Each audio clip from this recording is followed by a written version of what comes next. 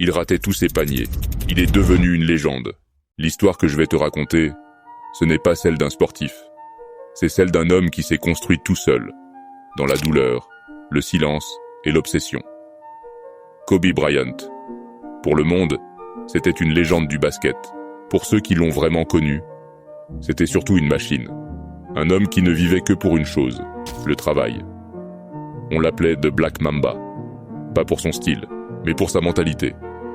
Une mentalité forgée par les insultes, les doutes, les échecs. À 13 ans, quand il arrive aux États-Unis, il ne parle presque pas anglais. Ses coéquipiers le sous-estiment. Il passe tout un été sans marquer un seul panier en match. Un été entier, sans un seul point. Alors il fait un choix. Le choix que très peu d'humains peuvent faire. Il décide de devenir obsédé. Il s'entraîne à 4 heures du matin. Il répète les mêmes gestes jusqu'à ce que ses doigts saignent. Il vit basket. Il respire basket. À 18 ans, il entre en NBA. À 24 ans, il devient champion. À 34 ans, il joue avec un tendon d'Achille déchiré. Et avant de quitter le parquet, il rentre ses 2 lancers francs. 2 tirs, sur une jambe.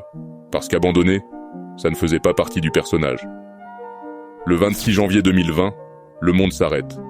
Un accident, un hélicoptère. Sa fille Gianna à ses côtés. Et une légende qui disparaît en laissant derrière elle une leçon. Kobe Bryant n'était pas seulement un joueur, c'était un symbole.